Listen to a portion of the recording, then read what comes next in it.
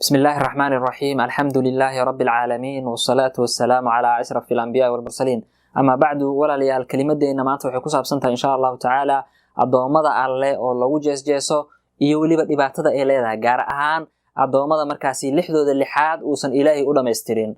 إلهي سبحانه وتعالى قرآن كيسوح كله يا أيها الذين آمنوا لا يسخر قوم من قوم رج يسن كوجي جيسن رج عسى أن يكونوا خيرا منهم waxaa laga yaabaa ragaasi lagu jeesjeesayo inay ka qeyr badan yihiin kuwa jeesjeesayo walaa nisaa'un min nisaa'in dumarna yeysan ku jeesjeesin dumar casaa an yakunna khayran minhunna waxaa laga yaabaa kuwaasi lagu jeesjeesayo inay ka qeyr badan yihiin kuwa jeesjeesayo walaalayaal marka waxaa loo baahan yahay inaan iska ilaalino jeesjeeska adoomada lagu jeesjeeso gaar ahaan kuwooda markaasi lixdooda lixaad ilaahay uusan u dhameystirin waxaa arkaysaa dad badan oo markaasi erayo aysan ogoleen ku dhahayo sida ilay gacamay lugay carabay iyo wixii la mid ah walaalayaal kaas waxaa la mid ah midka garabkiisa taagan ee qoslaya ee markaasi ka dhiganayo wax lagu qoslo waa isku mid waa wajhaani li'umla waahida waa lacag iyo labadeeda waji waa isku mid waxaa loo baahan yahay in uu ka difaaco cirdiga walaalkiis man radda an cirdi akhihi radda Allahu an wajhihi an-nar yawm al-qiyamah qofkii sharafta walaalkiis difaaco wajigiisa ayaa naarta Ilaahay subhanahu wa ta'ala uu ka difaacayaa maalinka yawm al-qiyaamo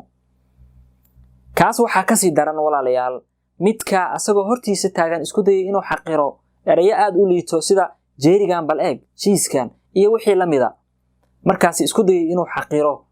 walaalkiis bal aniga waxaan u joogay qof leeyri adiga marka hore horta xibnahaaga soo sameeyso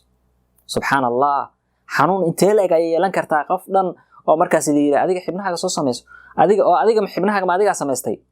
waa maya qof kastaaba sida uu yahay asaga ma dooranin Ilaahay subhanahu wa ta'ala baa ka dhigay adiga iyo asagana isku mid ayaa tihiin labadiinaba waa la idin imtixaanay asaga waxa lagu imtixaamay ma ku sabraya adigana waxa lagu imtixaamay nicmadani ma ka shukrinaysaa marka laba adoon oo isku mid ah ayaa tihiin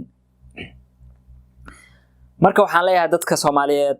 walaalayaal niyada u dhisa dadka markaasi hadallo wanaagsan oo qurux badan oo niyadooda qaboojinaya ku dhaha sidoo kale waxaan kula dardaarmayaa dadka markaasi lixdooda lixaad Ilaahay uusan u dhameystirin inay sabraan inay markaasi dadaalaan oo himadooda ay sare u qaadaan Ilaahay subhanahu wa ta'ala wuxuu ku leeyahay xadiis qudsi ida ibtalaytu 'abdi bihabibatayhi fasabara 'awadtuhu minhum al-jannah hadii aan imtixaamo adoonkeyga oo labadiisa indhood aan ku imtixaamo oo sabro waxaan u badalayaa janno ya ka qeyr badan walaalayaal sidoo kale nabiga wuxuu yiri sallallahu alayhi wa sallam man yuridillahu bihi khayran yusib minhu qofki Ilaahay subhanahu wa ta'ala uu khayr la doono xubnihiisa qayb kamida ayaa laga asiibaa si loo fiiriyo ma sabraya mise ma sabrayo kelimadeena intaas ayay noogu egtahay wassalaamu alaykum wa rahmatullahi wa barakatuh